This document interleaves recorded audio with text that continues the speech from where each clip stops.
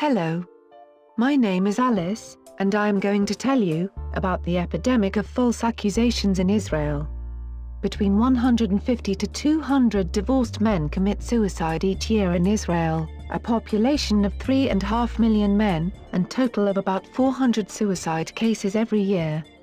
After being tortured in the most brutal ways by the family law courts, stripped away from all their most basic human rights, and literally get thrown out to the streets by automatic restraining orders their wives receive from the courts, only by saying they feel unsafe.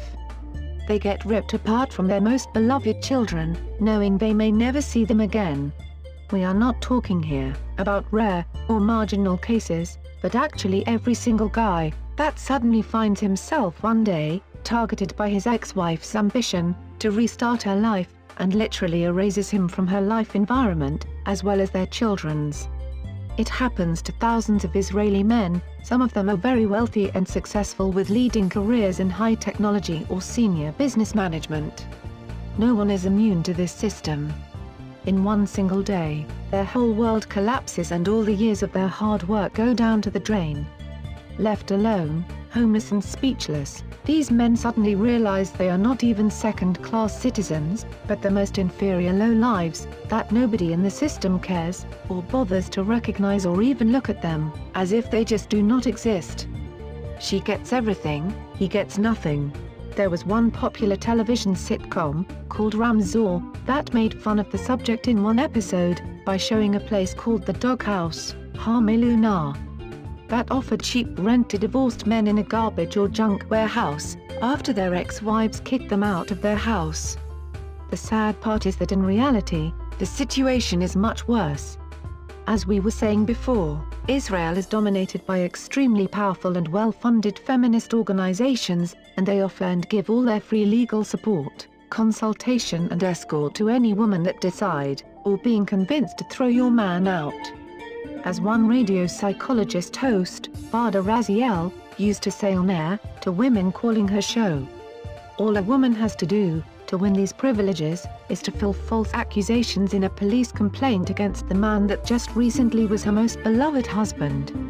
Many lawyers, specialized in representing women in divorce, practically teach and guide them how to be creative, manipulate and being able to turn any little argument and quarrel into an imaginary story such as "he is threatening my life."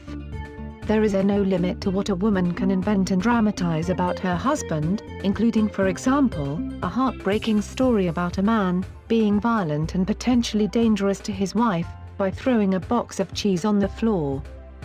Everybody in the system is automatically on the woman's side, especially the welfare system, dominated by over 90% women, social workers, that tend to believe by ideological basis that women never lie, and men are dangerous and violent by their nature, and should be kept away for their wives' and children's safety, despite the well-known fact that in most cases of child abuse, it is women, not men, who abuse their children. Now, the most tricky part is that in Israel, women will never be held legally responsible to conviction in crime of false accusation and misleading the court, because of a special instruction in the law, made back in 1998 by Judge Edna Arbel, when she was the chief state attorney.